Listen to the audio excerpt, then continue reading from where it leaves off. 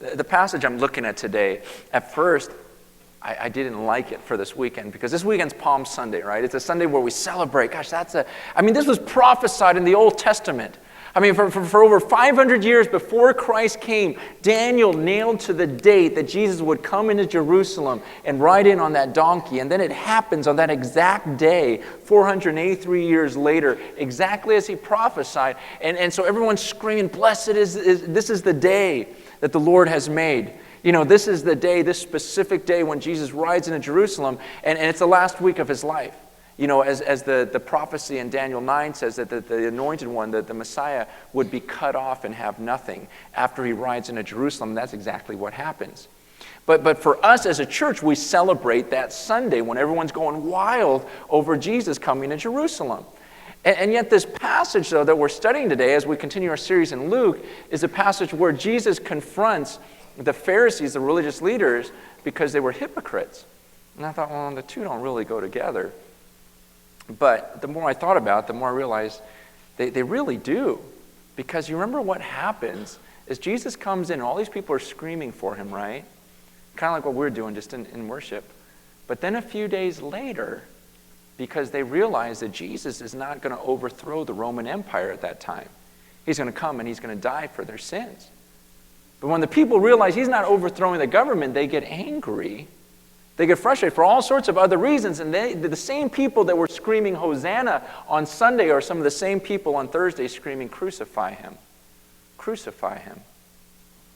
And I thought, gosh, that's just such a picture so often of the church, that we can walk in this room and totally worship God, praise God, but then what some of us do during the week, we totally turn our back on God. Suddenly God doesn't give us exactly what we want. Life isn't the way we think that it ought to be. And do we turn our back on him and suddenly curse him? Or suddenly the temptations get difficult during the week and we forget all about the worship and, oh yeah, God, you're number one in my life. And then we go and we pursue something else. It's the same thing that happened on Palm Sunday. God's concerned with so much more than just our words. He's concerned about our hearts. He hates hypocrisy. I don't know if there's anything in the world that God hates more than hypocrisy. When you read the New Testament, who does Jesus just absolutely blast? It's the hypocrites. He doesn't treat anyone else like that. It's just the people who pretend to be religious and hide under the guise of following God and then live a completely different life that he just absolutely tears apart.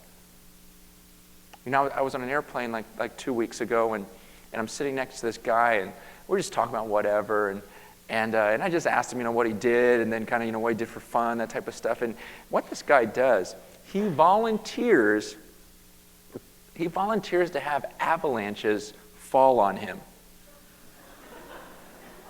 And then, seriously, to test like equipment, they'll set off avalanches and he'll just stand there and let the thing fall on him. And then I'm like, you gotta be kidding me, And he goes, yeah, I know how to survive under, just piles and piles of snow.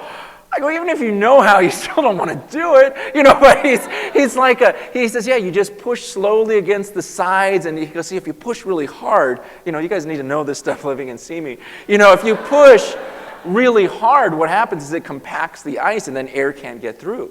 But you push slowly and get, and create a little space for you. Okay, remember this. You don't know when it's going to come in handy. And then he says, eventually, they find me, and then they'll stick a stick down to where I am, and I'll grab it. And the whole idea is, he goes, but if I pull on it, then that means I need you guys to get me out immediately. He goes, but I usually don't pull on it. I just want to stay down there and see how long I can survive. All right, cool. I just go to the beach, and have a good time when but just that's what he did for entertainment and kind of job, and I go, doesn't that just terrify you? Because I would just be freaked out if I were piled under a blanket of snow like that. He goes, no. He goes, what scares me is people. He goes, I don't like cities. I don't like being around people. And he started telling me his story, and it was amazing how this guy opened up to me. He goes, no one knows a lot of this stuff about me, and I'm just finding it out myself. But he goes, a couple weeks ago, this guy's about 50-ish. He goes, a couple weeks ago, I was crying. He goes, you realize it was the first time I cried since I was 6 years old? It's like, really? Why? He starts telling me about his life. He goes, when I was 6 years old, I was molested. under someone who, under the guise of being a follower of God, was doing this stuff to me. And it was a weekly thing, daily thing, and I just had to suppress it. I just pretend it wasn't even happening because it's the only way I could survive, because I think my mind just went into survival mode. And it's just all these memories that I've suppressed from my childhood caused me to grow up angry, just ticked off at everyone, this and that. And this guy is swearing, this and that. And I'm just listening to it all. And he goes, these people, and they would call themselves Christians and this and that. And he goes, this all just kind of was coming back to my mind a couple of months ago, and I realized all the issues in my life and how much this was a cause of it. And I just went and confronted these people, and they're like, yeah, they copped to it, they admitted it, and everything else. That this is what I was raised with, this is what I grew up with. And then he started talking about how even in the midst of that, I don't know how long ago, but I think it was just a few months ago, he said, I even... now that I'm married, I have a family, I took my family to church. And I took them to church, and yet some didn't feel right about the leadership there. I didn't have a good feeling about the guy up there. He goes, and then a few weeks later, I see that same guy walking out of an adult bookstore. And I just thought, I knew it. And he was just angry. And he goes, and guess what happened last week? He goes, that same guy, that leader of my church, he goes, he got arrested for possession of child pornography. And he's just saying all this stuff, and as he just spoke, and I'm getting angry, everything else, and mind you, this is a 40-minute flight, and this guy's just pouring his heart out to me, and then he's like, so what do you do for a living? You don't want to know, it's just... But I was talking to him, and I was just telling him, I go, man, the more I listen to you, honestly, the more angry I get. I just get so angry when people do that, and you got to understand, man, those are the exact people that Jesus just couldn't stand. You got to understand, when someone comes under the guise of being a religious leader and then takes advantage of someone else or uses someone else, man, it's just so ugly in God's sight. And that's what this passage is about. And I was telling this guy, I go, man, you got to see the way that Jesus just reamed on these people. And he was like, yeah, and I'm done with just the whole thing. I go, you can't say that. Don't do that. I go, the church needs people like you. You're the exact type of guy I would love to have in my church because you're real and you can't stand the hypocrisy. You can't stand someone coming in, putting on a smile. And a lot of us have done that. I've done that. Whatever, and you can't stand that dishonesty and you want to confront it. Those are the very people we need in the church. But what happens is those are the people that get frustrated with the church and they go, forget the church. They're a bunch of hypocrites, and they leave. And it's like, oh, you're the one that I want to stay. And let's get the hypocrisy out, because that's the stuff that Jesus couldn't stand either. You look at the scriptures and you evaluate what did he hate? It was a person that would hide behind the name Christian or God or follower, and really be living like hell. Just living a complete different way. And this. It's real easy when you read a passage like this to judge the religious leaders of that day. Going, yeah, I'm nothing like them. But, man, don't do that today. Just look at your own life. Because, let's face it, we all lie. It's not a question of who in here lies and who doesn't. It's a question of how often do you lie? How much is that in your heart? All of us deceive to some degree. And there's times when we want to look good, and we'll exaggerate, we'll call it, to try to sound better than we really are. But it's really in all of us. Let's face it, as human beings, there are times when we want to look good and sound better than we really are, and we can call it slipping or whatever else, but we'll be less than 100% honest with who we are, and we really need to evaluate that, because Jesus hates that. And the Bible talks about how Satan's the father of lies. He loves deception. And anytime we stretch the truth, man, God hates it, Satan loves it. And to just really evaluate our lives and say, are we being true, genuine? Because I don't know who's for real in this room. Just like you don't know if I'm for real. But God does. God knows everything. And that's what he's doing here with these Pharisees. Now in Luke 20, verse 41, actually, Okay, remember last week I didn't really get through a whole lot of the sermon in the last service. I didn't get through the whole passage. And this really belongs with last week's message, that the first few verses that I'm going to read. Okay, remember last week we talked about how there was that passage where the Sadducees, the people who didn't believe in a resurrection, and they were questioning God about death, and am I going to be married to this girl? Who's going to be married to her when in the resurrection? And Jesus explains there's really no marriage in heaven, that we're all children. And then he says that one verse, and he talks about how God, he quotes Moses, says that God is the God of Abraham, Isaac, and Jacob. And he says that after Abraham, Isaac, and Jacob had been long dead. And he says, why would God say that he's the God of them if there's no resurrection? Obviously, Abraham, Isaac, and Jacob are still alive. Though we can't see them, there is life after death, and that's why God says, I'm still their God. And it says that after he said that, no one dared ask him another question. Now, that doesn't mean that Jesus stopped talking, because he says one more thing to this group of people that didn't believe that Jesus was the Son of God, didn't believe in life after death, yet they would say they believed in the Old Testament. Jesus says to them in Luke 20, verse 41, it says, then Jesus said to them, how is it that they say the Christ is the son of David? David declares himself in the book of Psalms, the Lord said to my Lord, sit at my right hand until I make your enemies a footstool for your feet. David calls him Lord. How then can he be his son? Okay, he just asks, it's almost like a little riddle here. He says, you guys would all agree. He says to these people, he goes, you would all agree, you guys understand the Old Testament, you understand the law, you understand the prophets, and we'd all agree that the Messiah, because the Old Testament keeps talking about this anointed, this promised Messiah, delivered, that's what Christ means, was going to come. He goes, we all agree that he's going to come, and he's going to come from the lineage of David, from King David in the Old Testament. And they would all agree on that. Yeah, we know that it's going to be one of his descendants is going to be the Messiah. And then Jesus asks a question. He goes, okay, well, if that's so, then how come in Psalm 110 it says David refers to this Messiah as his Lord? Because my question to you is, how could this son of David also be David's Lord? They'd have to sit there and think about it. See, we in hindsight, we go, well, I know how to answer that. The one that came, the Messiah was actually the Son of God. It was God taking the form of a man. And yes, by his earthly, nature, he was from the lineage of David.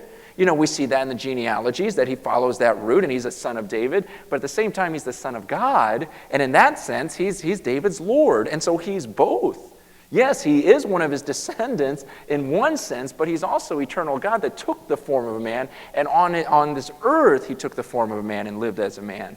And so in his earthly nature, yes, he's a descendant of David. In his deity, he is David's Lord.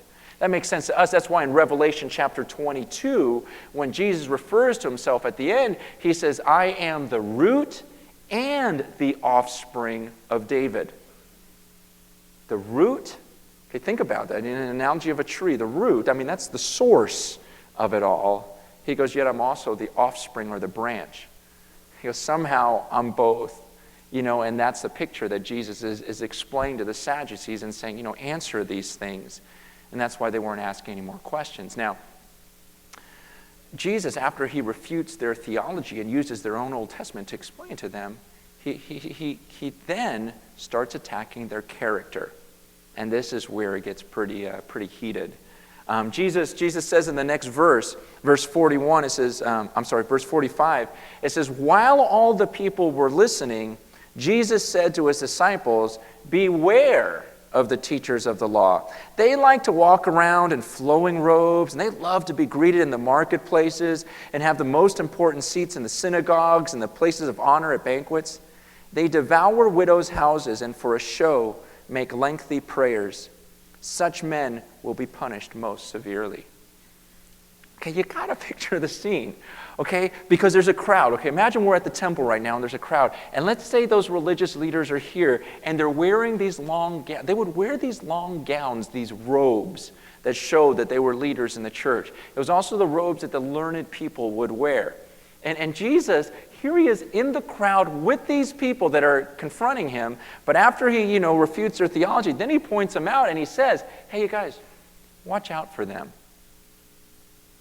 Watch out for these leaders of the law. Can you imagine? I mean, these are the respected leaders of the time.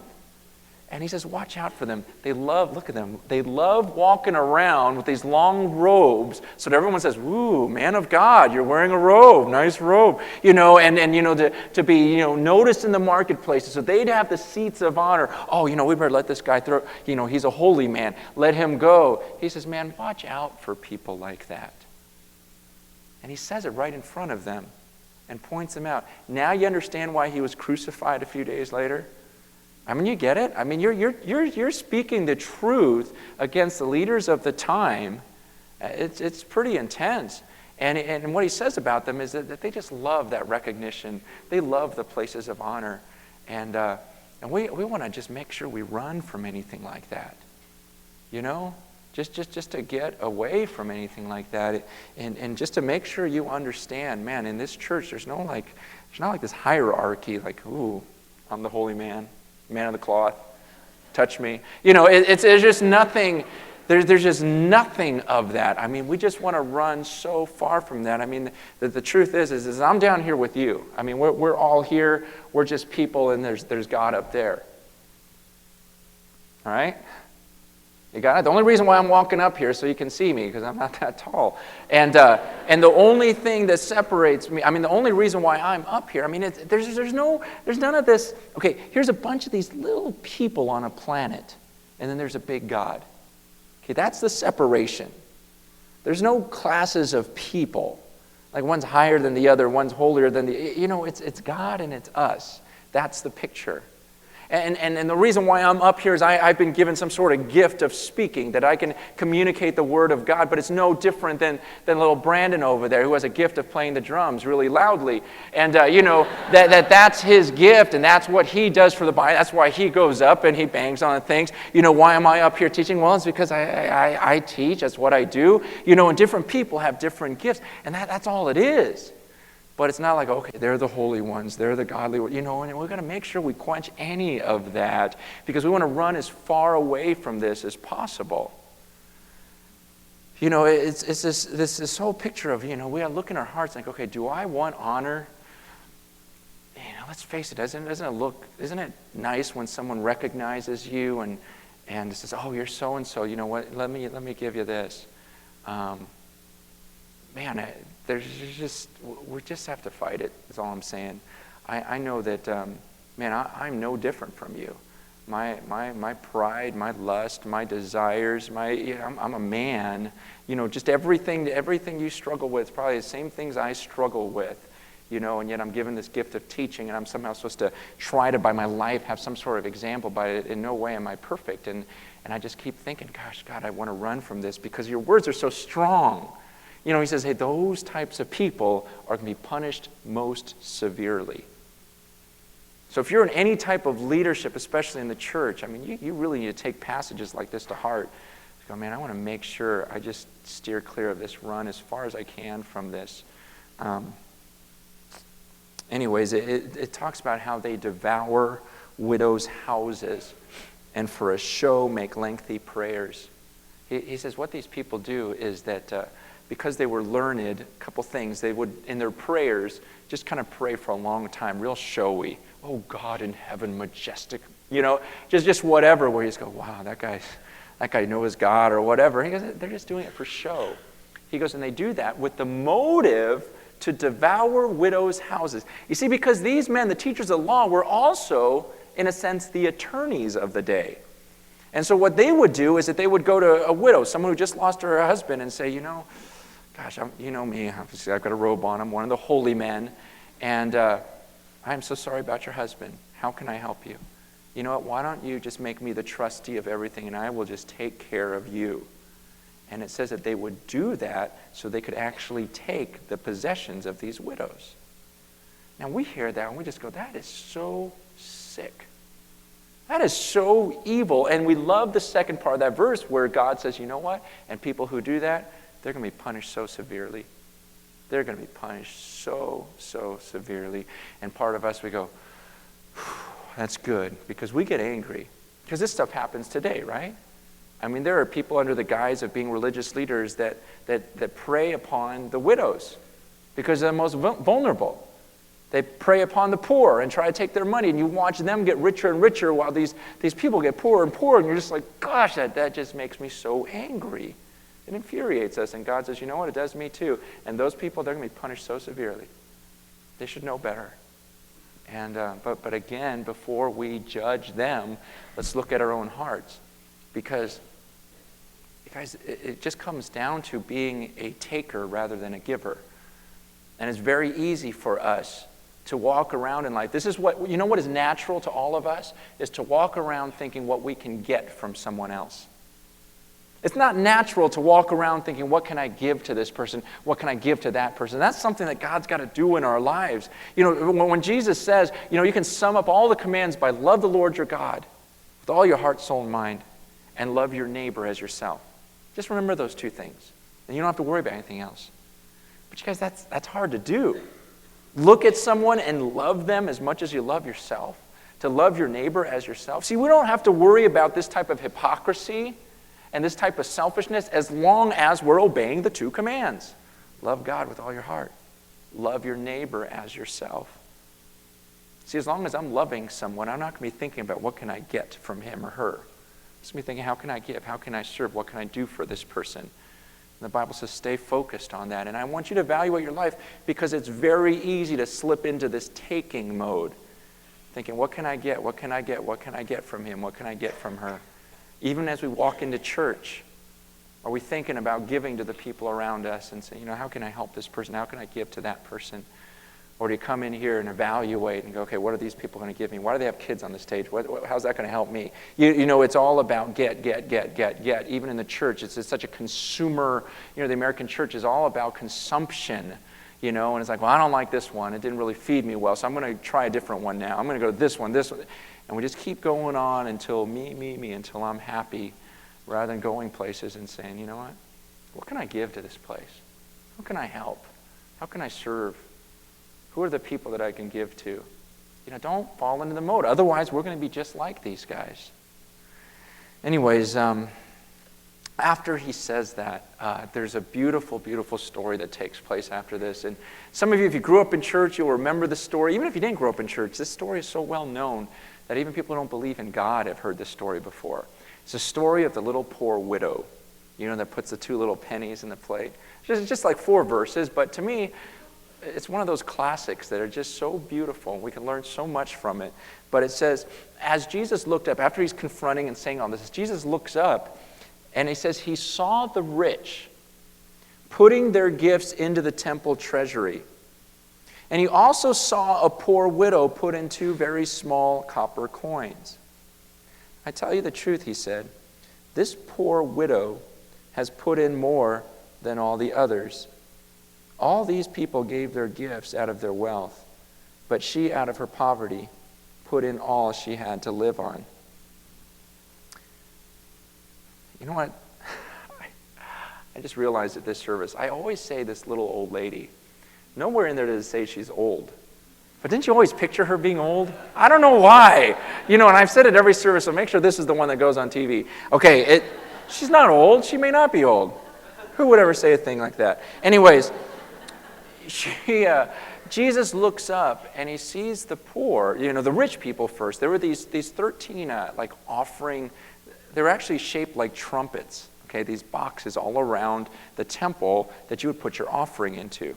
And he looks up as he's teaching and he sees some people putting money into it. One was this rich person just stuffing lots of money in there. And then comes this lady, we don't know her age, and she's a widow. And she has these 2, in the Greek, they're leptos, which means thin or light, or it's just basically, it's like these very little valued coins. In fact, they say that each of those was about 1/5 of a penny. Okay, so she's got these 2 little coins and she puts it in there. And Jesus makes a big deal of it. He goes, did you see what just happened? He says, there were those rich, and we would say, wow, look at that rich guy. Look how much money he put in the temple. He goes, you know what? But I tell you, it's that widow. She might have been little or tall. We don't know that either. And that widow, wow, that widow, he lifts her up because it just sounds so much better as a little old lady. Anyways, she puts in everything she had to live on. Everything she had to live on. That's pretty intense. Now, and he lifts her up and says, she did better than those other guys. Now, before I say anything about this passage, I want you to tell me, what's Jesus teaching here? What is the main point of this passage? And the reason why I'm going to have you say it is because a lot of times I'll teach a passage and just kind of say the obvious meaning of it, and people go, he can't be saying that. I go, well, then what does he say? I don't know, but not what you said. It's just this whole, we want to fight against anything that doesn't make us feel comfortable. And I tell you, this little old lady, that doesn't make me feel comfortable. This woman doesn't make us feel comfortable. She just doesn't. So I'm going to ask you, you got the verses in front of you, just 4 little verses, the story I just told. What do you think, what are the main lessons that God wanted us to learn from this? What's the main point of this that Jesus would point her out, and we have it in Scripture today? Anyone? Sacrifice. It is a woman that actually sacrificed. Good. What else? She gave from her heart. Good. She trusted God. Love, complete faith. She depends on him. Good. Yeah, because she gave everything. It's like, okay, she just knew God would take care of her, even if she gave everything she had to live on. What else? What? Forgiveness? Worship? Yeah, it was her act of worship. Yeah, she realized that everything she has is from him. Good. I'm sorry, what? Trust. Okay, let's make this more practical. Based upon this story of the widow, okay, what will you do differently? What do you think God is telling you specifically that you need to do differently? Like this week is different now from here on out because you heard the story of the widow. See, that's what church is about. It's not to hear a lesson and say, okay, I got the meaning of it. It's about taking the meaning and then doing something with it. Otherwise, James says we're just fooling ourselves in this room. We're just hearers of the words and not doers of it. Based upon the example of the widow, what practically should we be doing differently this week? What practically should we do differently because of what this widow did?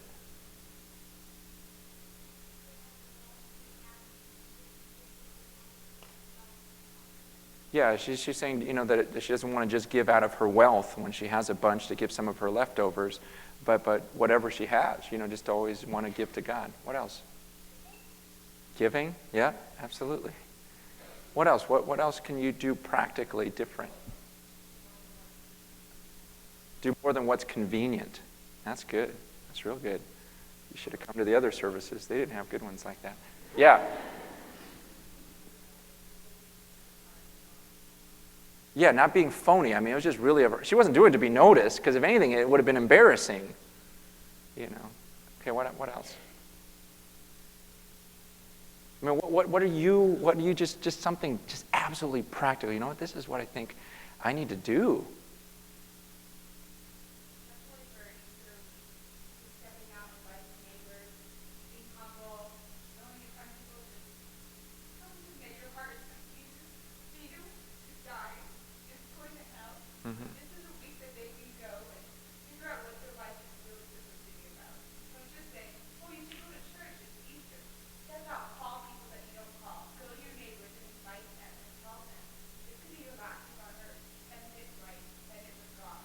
Oh, totally. It does. It ignites a passion in us where it's not just about money. It's like this woman, she put her life on the line. This is all she had to live on, the Bible said. Okay, so her last couple of pennies she throws in there, and it's like, okay, God, you got to come through. I mean, it's something absolutely crazy, and I think what Missy's saying is it's not just money. It's even about this week, with Easter coming and with my friends, not just saying church, but really just laying it all out. Something that doesn't make us feel comfortable, but it's like, no, that's what's in my heart. A lot of times we don't tell people what's in our heart. We don't express the true us. We hide it because we're scared. Well, if I tell someone about Jesus, they're going to think I'm a freak. Well, so then what we'll do is we'll lie. We'll pretend we're not really not that into God. When in reality, man, in our hearts, we just have this burning love for God, this love for Christ.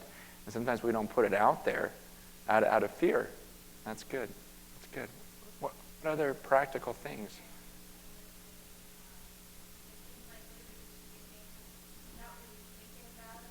Yeah.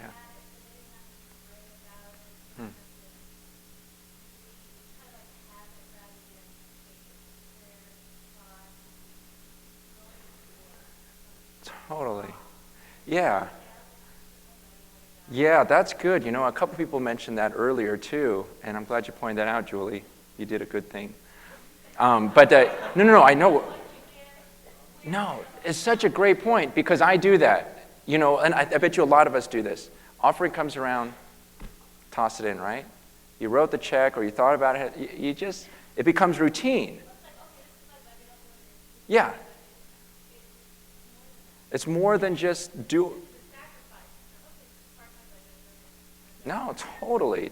And I think a lot of people got convicted on that point. They were saying, it seems like this widow really, she knew that's all she had left. And it was from her heart. And somehow God saw that. And a lot of times, some people said, when I give, I don't think about it. It's either my leftovers or it's what I have budgeted. But I don't, from my heart, think about, man, this is my offering, my worship to a holy God. And my heart wouldn't be like that widow's. And that's where we would differ. That's good. That's real good. I think it really has impacted different people in the way that they think. A couple of things I wanted to point out is I know it taught me not to ever be impressed by the amount of a donation. Because it's not about that. It's about a person's heart. Because let's face it, what if someone stood up today and gave us $10 million? Say, I know this church needs land. You guys have been crammed in there forever. Let me buy you some land. Here's $10 million. We'd think, no way. $10 million, we can buy some land. We can actually grow as a church again. We've been stuck for the last couple of years, and, this is it. This guy just helped us. But what if he's this billionaire? We wouldn't even think about that. We would just be looking at the amount, and we would all be talking about it and say, man, someone gave $10 million to Cornerstone. And that's not a bad thing if someone wants to do it. But, what I'm saying is I think we would just naturally focus on the gift, right? And for years to come, we could say, oh, yeah, one guy gave us this land. And yet the truth is that there are people who give. I've had ladies whose husbands were in prison that said, I'm going to start giving now. And it's like now that you're at one income taking care of the kids, your husband's in jail and just sacrificing. And it's like, man, the Lord sees that. The Lord notices that. And that's a great thing, too. It comes down to this. This parable was not about how much money the people gave. It was about how much they kept for themselves. Right?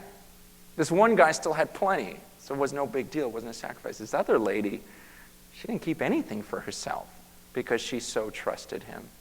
And one other thing I wanted to pull out from this was be careful that you don't judge someone on their giving. And let me say this, be careful that you don't judge someone when you think they're giving too much. You think, well, why would you ever have to say that? No, we do this. Because what if this lady lived today, and let's say she came to this church and you knew, and let's say she was a relative of yours, and she only had $100 left and she gave it to the church. I guarantee you over half of the American church would judge her and say that she is foolish. Right? That was stupid of her. Man, you should be thinking about yourself, your future. You got to be setting yourself up. You could have put that in the bank. You could have done this. You could have done that. We would just gone through all this. You're just not being faithful with what God's given you. What about that verse in the Old Testament about, like an ant saves up? You should have saved that. What are you doing? God doesn't want... And we would totally judge her for maybe in her heart really feeling, I want to give this to God, and God is going to take care of me. We judge people for giving too much, and we judge people for giving too little. We just like to judge people. So this way we're the standard. If someone gives more than we do, we go, you know what? They're not being wise with their money. Because God would want them to save more like I do. And then if someone gives less than us, we go, well, you know what? They're just selfish. and they're not giving, they're not as good. We want to be the standard. And it's just like, be careful. Just come before God like this woman and give as you're supposed to give. And God sees everything and he knows your heart. Just make sure your heart is really into it. And it's just not a routine. It's not just something you do without really thinking about it, I actually was talking to a guy a few weeks ago. This guy, he used to go to our church, Dunbar. Remember Dunbar? Some of you guys knew him. I mentioned his name last year because his 16-year-old daughter died. So when his daughter died in his arms. And I called him because it's already been a year and just kind of the anniversary of it. And just asked him how he was doing. He said, good, it's obviously miserable, trying to think back to everything that's happened. But one of the comments he made to me, he says, he goes, lately, this is totally off the topic. He goes, but I'm being judged a lot. People are saying I'm giving too much to my church or I'm serving too much at my church. He goes, a good friend of mine just said that the other day. Just really felt like I was just doing too much at the church. And I was like, well, how did you respond to that? And he told me, and it was the greatest response. He said, I just looked at my friend and I said to him, I wonder if you'll say that when we're both dead.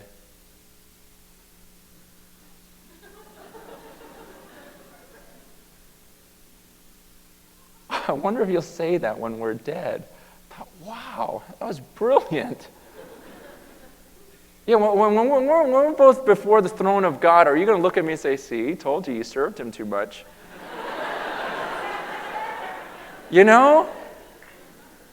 And he, a million years from now, is he going to come to you and say, oh, remember a million years ago in the little earth, how you served that? There's no way. You can't give too much. You can't serve too much. It's this whole thing of, and it actually brings about a great point that I want to close with. It drives me crazy that over the 11 years, I don't know who's for real and who isn't. People that you thought, oh no, he's really going to turn around this route. No, she's really going to turn around. And then it's like it was all a lie. And you just go, oh man, how do you trust anyone? How do you look at me? Some of you, your whole life, you've been lied to. You've been a part of all these different places where the guy up front isn't real, this or that. So you look at me and you come in and you're skeptical. You're like, yeah, what's he really about? And I understand that. And the truth is none of us really know for sure how honest the other person's being. And Paul says something in 1 Corinthians chapter 4. He says in verse 4, first he says, my conscience is clear, but that doesn't make me innocent. It's the Lord who judges me. Then he says in verse 5, he says, and he will bring to light what's been hidden in darkness. And he will expose the motives of men's hearts. He says, you see, on this earth, he says, so wait till the appointed time for judging. It's not my job to go here and try to figure out, okay, who's for real in this room? I'll never figure it out.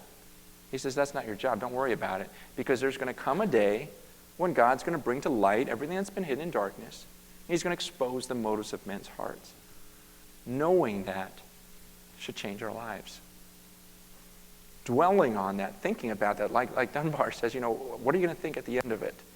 Are you going to think you gave too much, you served too much? Because at that time, God's going to show who was for real and why you do the things you do, why you gave, why you served. And again, like I said in the beginning, we all have some deception in us. We're on this process of sanctification. Even those who have been Christians, followers of God for years, we're still working to become perfect, to become like Jesus. And it's this process where we're trying to get all the junk out of our lives. There's some dishonesty. It's like, well, let's get rid of that. Because one day it's all going to be exposed anyways. The last thing I want to be is like one of these religious leaders, that says one thing, appears one way, but is totally different. The picture of the widow, man, keep that in your mind. The woman that's just doing what God's called her to do, doesn't care what anyone else thinks. But God noticed that, didn't he? He saw it because he sees the motives of our hearts. And so what I'm going to ask you to do is, we're going to have a worship time in a moment, but the only one that can get you to be honest is God. And we've been praying for that. I pray that for my own life. God, expose anything that's dishonest. Show me. I want to be pure. I want to be honest. And so I'm going to ask you just to spend a minute or two just coming before God, picturing God in heaven, realizing that any second you're going to be standing before him anyways. But right now, coming before that God and saying, God, would you just show me in my life what I'm lying about right now? And help me to be honest. Just ask him to reveal different areas in your life that aren't real.